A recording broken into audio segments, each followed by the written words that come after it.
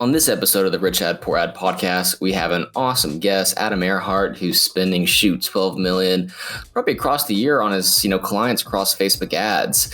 We dive into some super juicy rich ads, which really stem from having superb creative and copy that initially moved the needle versus how Facebook was back in the day. We also kind of dive into some poor ads where maybe an ad's killing it, but tracking's not there, so you don't realize it's really working until maybe 30 days later. Then last but not least, we kind of dive into how Adam, mostly delegates his time running his ads versus clients' ads and his kind of thought process behind it. So make sure to tune in. This one's super juicy. I don't believe in sort of taking out a ton of debt or a ton of loan to grow a business. Now, there's an exception, and that is if you have a funnel, if you have an ad that's performing and you're hitting, and you're hitting through your math and through your metrics and everything's working out, and you're hitting break even, you're able to sort of basically make your money back, ideally within 24 hours, but if not within a week or so, I really feel you should scale that thing to the moon as fast as humanly possible. And that means selling whatever organ you need to get more cash, because this may not last. So you really have to capitalize on it while it's in front of you.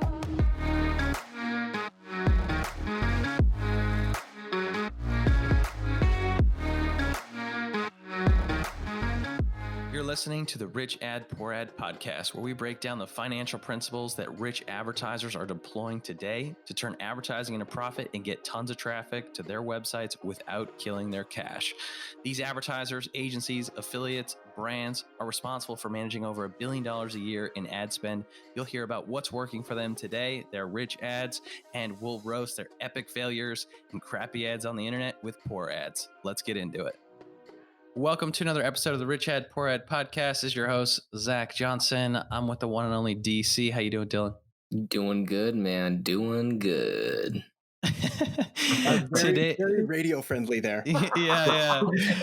That's awesome, man. Well, today's guest is Adam Earhart. He is the founder of Video Brand Builder. It's pretty awesome. He's got an amazing YouTube channel, also an agency owner, and has been in the marketing game for quite some time. So the guy manages and advises on over 12 million a year in ad spend. I think that's all Facebook ad spend. But as you know, I think he's got his ad agency pretty well dialed in. So if you're an agency that's really thinking about how do I streamline this thing and ultimately graduate to where we can kind of start rolling out your own courses, programs, I think Adam's got a great story. Plus, he's got a ton of insight into what's working right now in the world of information marketing, selling courses for course creators, and online professional services. So without further ado, Adam, welcome to the show, my friend. Oh, thank you so much, Zach. Good to be here and good to chat with you too, Dylan. Yeah, man. So get everybody a little bit up to speed on what you're up to these days and how you ended up doing what you're doing now. Right on. Yeah. So my path into marketing is super random. Basically, I used to be a pilot of all things, and I decided I didn't want to be a pilot anymore. And my wife's like, "You should do marketing." I was like, "I don't even know what marketing is." And I started looking into it and immediately became just wildly addicted to it. And that was over 10 years ago now. So really over the last 10 years, I've just spent every waking minute as a bit of an obsession, really trying to figure out, all right, what are the kind of buyer psychology, the consumer behavior? Why do people do what they do? And how can I influence and persuade that? And yeah, it's taken me down a lot of different paths, down pretty much every facet of digital marketing, and really have loved each and every one, but obviously have a special place in my heart for both that organic content creation side, like we do through YouTube, and then also through paid traffic, because really there's no better way to quickly scale a business than through the use of paid ads. Dude, that's awesome, man. So you get to see, quite a bit in terms of, the different campaigns. I mean, $1 million a month in ad spend is definitely quite an accomplishment. So kudos on that front. But I'm dying to know, man. Let's hear about this rich ad. Break it down for us. Yeah, right on. So it's funny when we're thinking about one specific ad, there's just so many that come to mind. And what the most interesting thing is, especially across, I don't even know how many thousands of ad accounts I've looked at over my career, is that everything is different. There is no one size fits all method, whether we're talking about different industries or markets niches or whatever it is. Like sometimes it's going to be a static image ad. Sometimes it's going to be a video ad. Sometimes it's going to be long copy. Sometimes it's going to be short copy. So there's nothing clear. However, the one underlying trait across all of my top performing ad accounts, across all of the best performing ad accounts I've seen, really comes down to quantity. It's like if you ever go take a look in different ad accounts, and I can almost tell, like you really can judge a book by its cover, how well that ad account's doing based almost solely on the number of ads that they're currently running. It seems that the best performing campaigns that we have, we're running a lot of ads with a lot of ad sets, always varying the creative and always testing different modalities. That's crazy, man. That's funny because Facebook's now going to be limiting. Yeah, I know, terrible timing for this advice, but how many ads are we talking here per ad set? I'm kind of curious now. Like 4 to 5 or like 10 to 12? Yeah, we still like the classic, like 3, 4, 5 ads per ad set, 3, 4, 5 ad sets per CBO if we're going to run it at CBO. Oh, yeah. But we'll just run a lot of campaigns. Yeah. And we'll vary it frequently as well. Like the second that we start seeing either frequency come up or if we start seeing costs rise quicker than they used to, like, oh man, I remember the good old days. We used to like literally set it and forget it. We'd have the crappiest ads with like the red borders around them and the like all of the sketchiest, spammiest things, and they would dominate for like a year or two. And now we're varying the creative. I wouldn't say weekly with every account, but like certainly monthly, every couple months at very least. So yeah, we're going through a lot of creative. Oh, I believe that. Shoot. Yeah, and the creative is a good way to kind of move the needle because, yeah, these days it just seems like, that creative fatigue just happens so quick sometimes.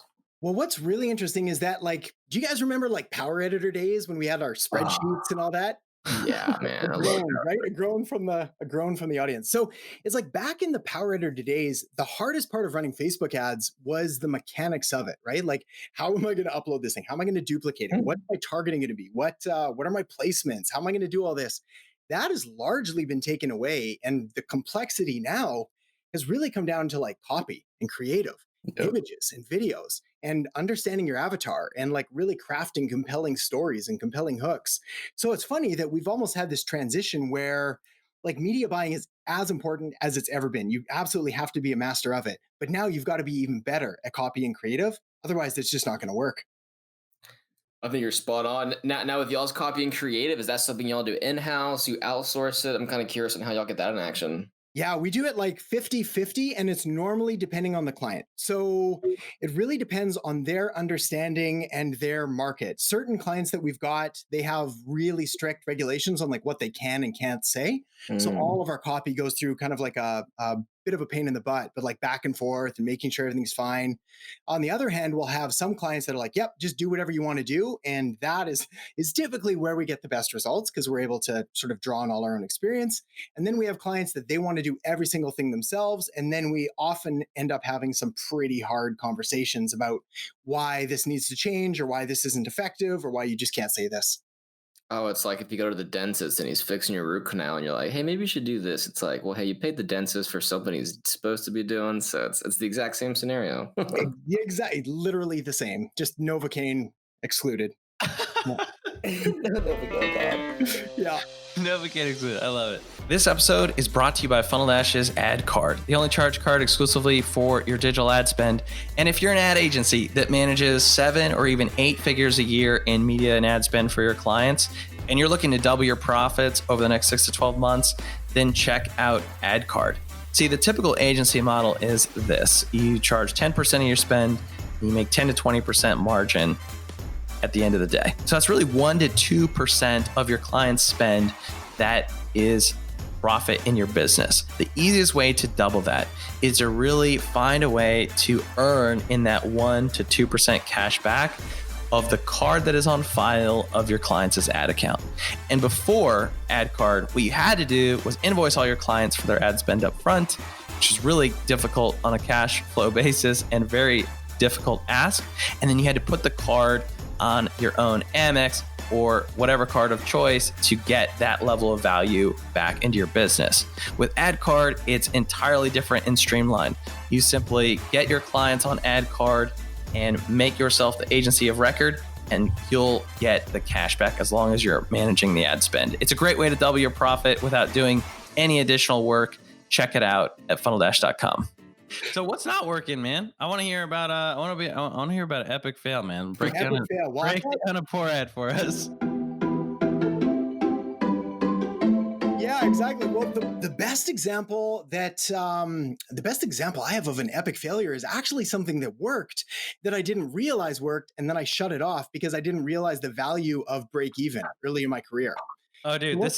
this is gonna be great. This is like the equivalent of like the humble brag / bless on Yeah, Facebook. that's right. I forgot how amazing I was, right? No, so the reality is that I set up a campaign, and this was for one of my own products years ago, and I ran it through, and it worked, but I didn't realize that it worked because it was sort of just hitting break even. So I shut everything down and so on and so forth. Anyway, sales kept coming in. It ended up being profitable. I went to turn it back on, and I could never replicate the success. I ended up losing money.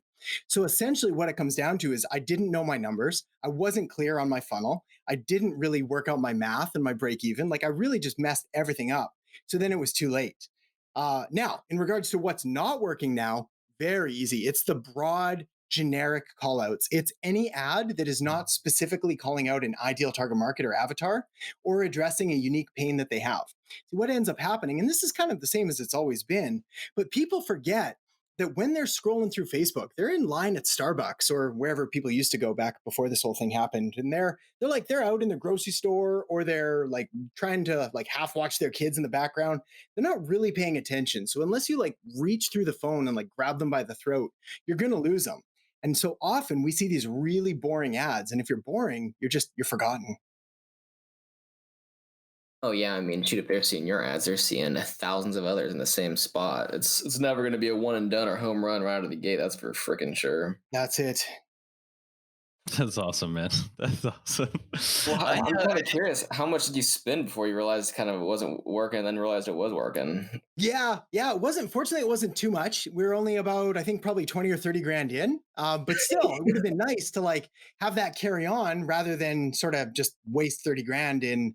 Yeah, we still hit sort of a break even, but then we started losing after that. So yeah, never fun, especially when it's your own money. It's you're a lot more sensitive to kind of like flushing 30 grand, especially early in your career.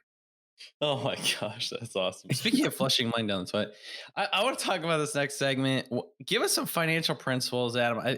Before the show, we were talking about, your perspective as and how you think about investing in marketing for your own business as an agency owner and a course creator versus really how you have that conversation around finances with your clients and how you really encourage them to really leverage up and scale. So what are some of the financial principles that you think would apply to some of the listeners of the show?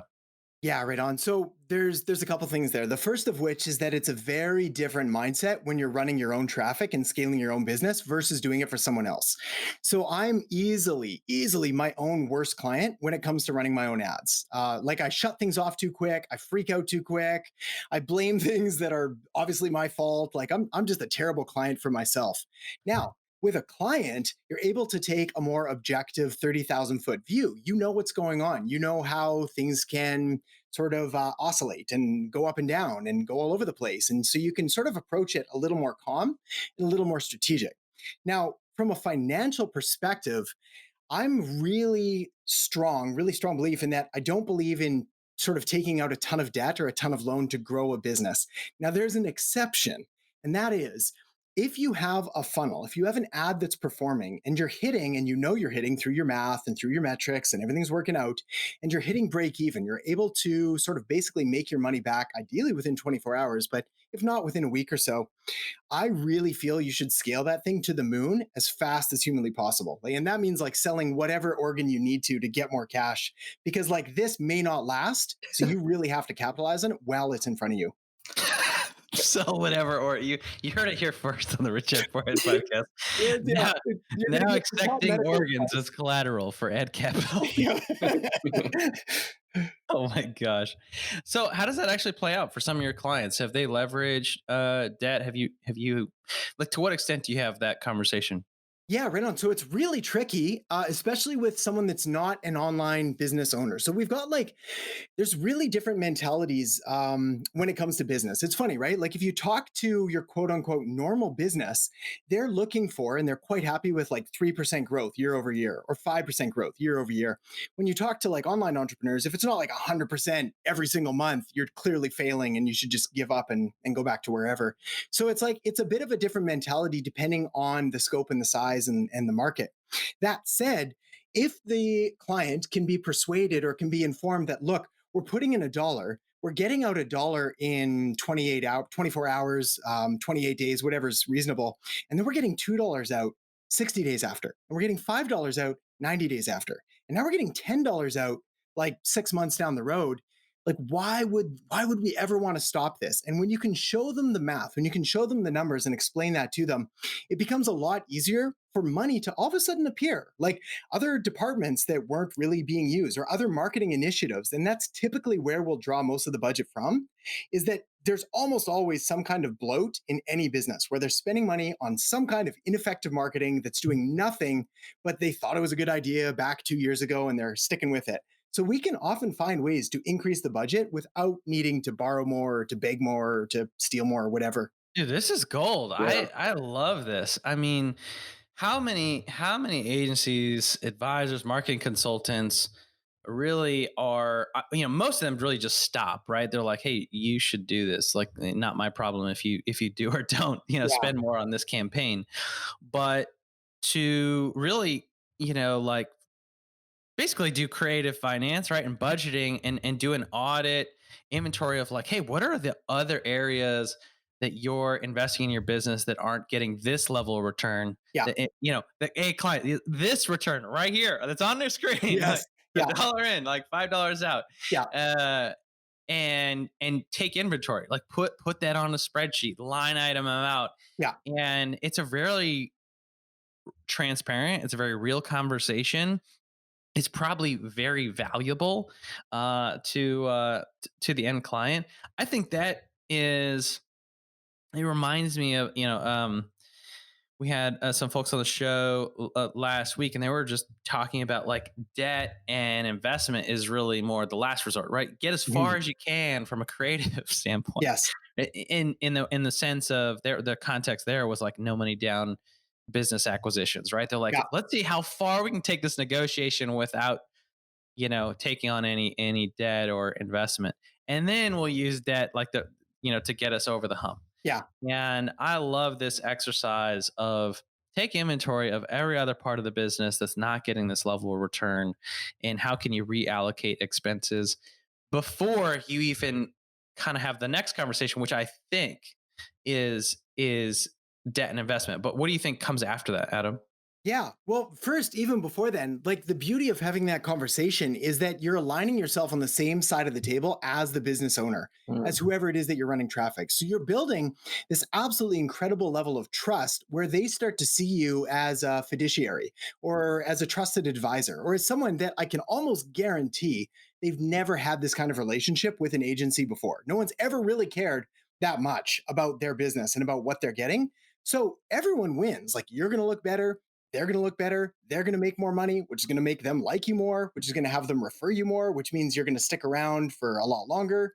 So it's like the value of this really can't be oversold. Like this is an incredibly important thing. So after that's done, once you've sort of like got every last penny from every other section of the business that you can think of, and you still feel that there's room to grow, then yeah, it really just becomes a question of comfort levels. So it's like this is where I want to figure out like what my cost per acquisition is and how quickly I'm able to sort of break even. And am I looking at 24 hours? Because if so, then the floodgates open. Like we'll bring out the credit cards. I'll bring out my credit card. Like we're all in on this one because we're getting our money back in like 24 hours. We're gonna take you up on that. You better be careful. We're Yeah, gonna I start know. That's asking gonna for your credit all these maxed out cards. God, this is gonna be an awkward conversation with the wife, but card. yeah. Anyway, once those are done, then it becomes a question of figuring out, all right, cool. Are we not breaking even in 24 hours? Because then we've got to look at 28 days. And then we got to look at 60 days and 90 days. And the more confident you are in your funnel and in your kind of approach beyond simple ads, like if you're able to acquire someone at, I don't know, say $10 a lead, $5 a lead, $15 a lead, irrelevant. The point is like, all right, cool. Do we know after 6 emails and $50 of retargeting ads and a couple SMS follow-ups, like that's where they convert? And the more that we know that and the more clear we are, that's when we can really, again, sort of extend the amount that we're willing to pay and extend the time frame we're willing to get paid back. So it becomes a bit of an accounting nightmare, and everybody's got to be a little more comfortable. But if you've already proven yourself effective, then you can just start to kind of dip your toe in, pardon me, dip your toe in slowly. Adam died. You're not kidding. Adam literally just died. too many YouTube videos for Adam. His voice just gave out, and you'll never hear from him again. That was it. Remind me never to record like 5 videos before doing a podcast. That is absolutely incredible. That's the real and rawness of the world we live in. So, oh my gosh, that's so funny. I love it. We could do all kinds of fun things in post here. I'm okay. For the record, I'm back. All right, man. That's so good. I love it. So I mean, we're like, you want to finish your thought there? yeah. Exactly. Before my voice like literally just totally cut out. I think that's really it. It really just comes down to knowing your numbers and then making the client feel comfortable by actually being on their side. That's really what it comes down to. I was given this piece of advice like a decade ago, and it was, if you treat your client's business as your own, you really can't go too wrong. And that's sort of something I try to convey, however, in the least cheesy way possible with every new client. Mm-hmm. It's essentially, hey, when we start working together, your business, it becomes my business. It's like, there's nothing I would do here that I wouldn't do for myself. Mm-hmm. Yeah. Whew. Adam, you're a machine, man. You just like, go. Oh man, voice craps out, grab some water, we're back on it. I love it, dude. Well, you've been an amazing guest on the show. I feel like we've just cranked through all this stuff and you just dropped some knowledge bombs here. Tell everybody a little bit about what you're up to next, how we can support you on the show, and how we can get in touch. Right on. So for me, I think that one of the single most underutilized tools available to us as entrepreneurs, as marketers, as business owners, as agencies, as whatever, is video marketing, whether we're running it through our own ads, whether we're running it for our clients.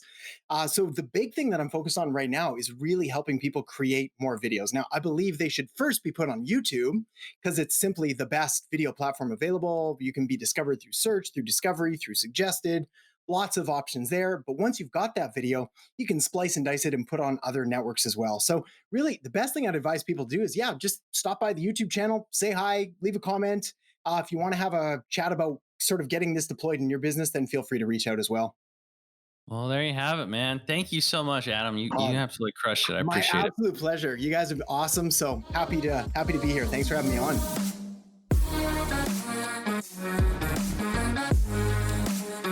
Thanks so much for listening to another episode of the Rich Ad Poor Ad podcast. If you're like me and listen to podcasts on the go ahead and subscribe on Apple Podcasts, Spotify, YouTube, and richadpoorad.com/podcast.